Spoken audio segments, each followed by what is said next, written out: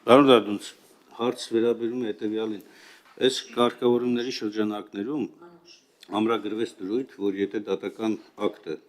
չի կատարվում եւ կատարողական վարույթի շրջանակներում գործողություններ են ձեռնարկվում, անձի նկատմամբ գեներացվում է տուգանք եւ անընդհատ այդ տուգանքը մեծանում է։ Մենք ունենք դեպքեր, երբ որ դատական ակտը չի կատարվում եւ ձեր կատարողական վարույթի շրջանակներում նախքին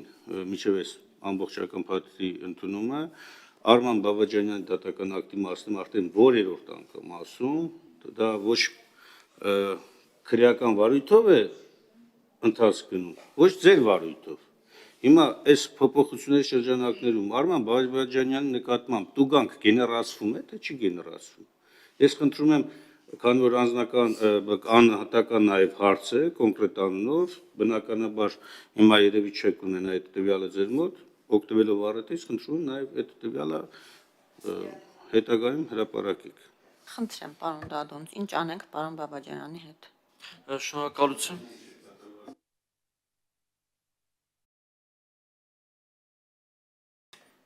Շնորհակալություն, պարոն Մինասյան, ձեր դիտարկումը հավանաբար վերաբերում էր նոր օրենքով նախատեսված նոր ինստիտուտին, դա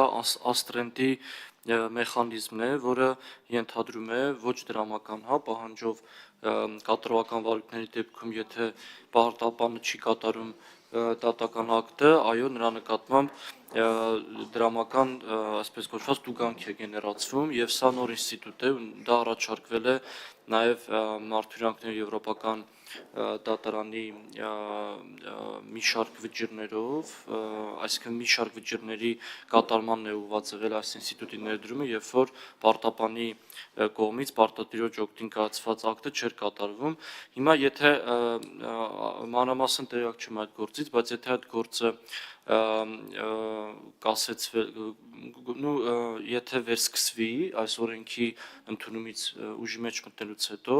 ապա այս օրենքի անցումային դրույթների ուժով նոր օրենքը կտարածվի նաև վերսկսված կատարողական վարույթների նկատմամբ։ Մենք ուսումնասիրենք այդ кейսը, ճիշտ ասած չեմ հիշում մանրամասն հիմա ինչ փուլում է գտնվում, բայց օրենքը կտարածվի, եթե այդ վարույթը վերսկսվի հունվարի 1-ից հետո եւ հետեւաբար նաև նոր կարգավորում։ Շնորհակալություն, արձագանք ունեք պարոն Մինասյան։ Երկարացում չի վերաբերում այդ տիպի հարցերին։